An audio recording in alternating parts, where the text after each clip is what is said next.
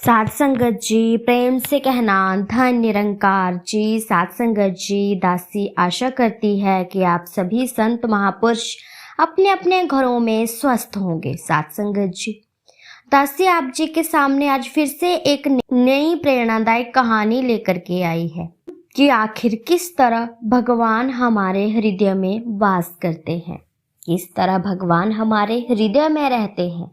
तो आओ चलो जानते हैं इस कहानी में।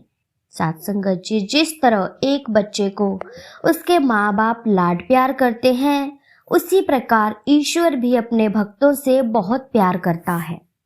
इसीलिए भक्त ईश्वर को अपना सर्वस्व मानते हैं, यानी कि सब कुछ मानते हैं। एक बार माधव नाम का एक बाल भक्त आंखें बंद करके शांत चित्त भगवान श्री राम की प्रार्थना कर रहा था।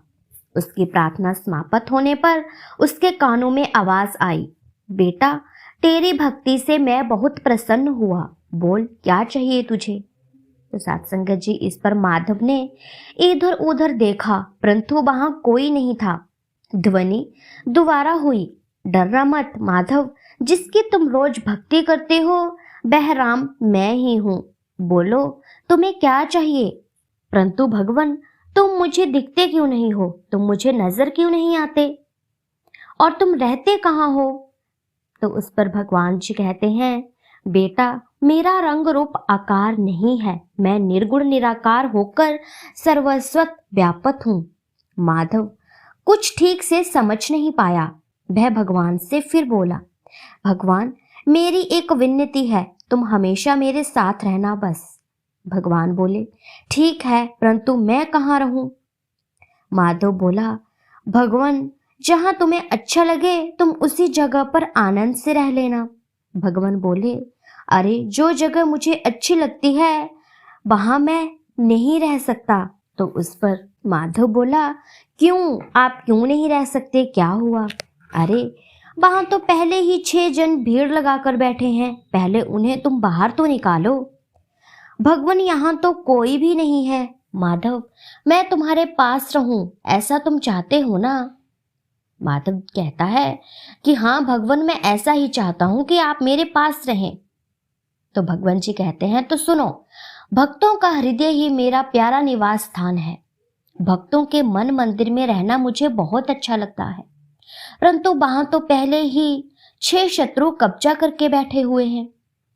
माधव कहता है, भगवान कौन है वे 6 शत्रु, उन्हें मैं अभी बाहर निकालता हूँ। वे शत्रु मनुष्य के मन में चुपके से घुसते हैं और आसानी से बाहर नहीं निकलते। वे 6 शत्रु हैं, काम, क्रोध, मोह, लोभ, मद और मत्सर। भगवान मैं इन 6 शत्रुओं को अभी बाहर निकालता हूँ, आप वही रुकें। भगवान जी कहते हैं कि माधव मैं दोबारा 8 दिनों के पास तुम्हारे पास आऊंगा, फिर तुम्हारे हृदय के सिंहासन पर विराजमान हो जाऊंगा। तब तक तुम इन 6 शत्रुओं को बाहर निकाल लेना। माधव ने बहुत सोचा, परंतु 8 दिनों में उसे क्या करना है वह नहीं समझ पाया। 8वें दिन भगवान ने उसे फिर से पुकारा, अरे माधव तुम्हारे 6 शत्रु अब तक वहीं पर है, अभी तक तुमने निकाले नहीं। यदि तुमने इन्हें ही नहीं निकाला तो फिर मैं कहाँ रहूंगा। इस पर माधव कहता है कि भगवान मैं अज्ञानी हूँ, मुझे तो कुछ नहीं समझ है। 8 दिन तक बहुत सोचा मैंने, परंतु इन शत्रुओं को कैसे निकालूं इसका कोई उपाय नहीं मिल पाया। कृपया करके आप मेरी मार्गदर्शन कीजिए, आप मुझे कोई रास्ता दिखाइए। भगवान बोले, माधव तुम्हारी जिज्ञासा, निष्ठा और भक्ति देखकर मैं प्रसन्न हुआ हूँ, परंतु तुम्हें मेरा दर्शन करने के लिए सतगुरु की शरण में जाना पड़ेगा। एक सतगुरु ही भक्त और भगवान का मेल करवा सकते हैं, परंतु उन 6 शत्रुओं का क्या, उन्हें कैसे निकाले। माधव कहता है। तो भगवान जी कहते हैं कि उनका उपाय भी सतगुरु ही बताएंगे। सतगुरु के अनुसार यदि तुम्हें आचरण किया तो इनमें से कोई भी शत्रु तुम्हें तकलीफ नहीं देंगे, फिर हमेशा मैं तुम्हारे साथ रहूंगा। भगवान के कहे अनुसार माधव सतगुरु की खोज में निकल पड़ा, यह सोचकर कि भगवान हमेशा मेरे साथ रहे। वो कुछ भी करने को तैयार था। आगे समय के सतगुरु की उस पर कृपा दृष्टि हुई तो उसे ईश्वर का ज्ञान प्राप्त हो गया। सतगुरु के आदेशानुसार वो नित्य प्रति सेवा, सुमिरन एवं सत्संग करने लगा। ईश्वर उसके हृदय में स्थापित हो गए। माधव का जीवन तेजस्वी हो गया। उसके आचरण विचार शुद्ध हो गए। अब वह सबको चाहने वाला बन गया था। माधव के गुणों का सर्वत्र गुणगान होने लगा था। साथ संगत जी, सतगुरु की कृपा से जिसके हृदय में ईश्वर का ज्ञान प्रकट हो जाता है, उसे आनंद की क्या कमी रह सकती है भला। ईश्वरीय ज्ञान प्राप्त करके सत्संग, सेवा एवं सुमिरन करने से दैवीय गुण बढ़ते हैं। विवेक बुद्धि जागृत हो जाती है। उसके सामने फिर काम, क्रोध आदि 6 शत्रु बेचारे घोंघा बनकर रह जाते हैं। फिर मनुष्य ईश्वर से कुछ मांगने के लिए भक्ति नहीं करता। वो कोई कामना नहीं रखता। उसकी भक्ति में होता है तो बस ईश्वर से निष्काम प्रेम। वह केवल और केवल अपनी भक्ति में परमात्मा से प्रेम करता है। ऐसे मनुष्य को काम, क्रोध नहीं आता, और यदि आए भी तो उस पर संयम रखता है और औरों को क्षमा करता है। विनयशील बनकर रहता है। किसी भी चीज का लोभ नहीं करता। जो मिली उसी से संतुष्ट रहता है। यदि किसी के पास उससे 2 चीजें ज्यादा है तो इस बात का भी वो द्वेष नहीं करता। इसी प्रकार से 6 विकारों को अपने अधीन रखकर एक प्रकार के दुर्गुण रूपी रावण पर विजय प्राप्त कर लेता है। फिर वहां राम राज्य स्थापित हो जाता है। राम राज्य में दुख का कहीं भी स्थान नहीं होता। साथ संगत जी, चारों ओर सिर्फ आनंद ही आनंद होता है।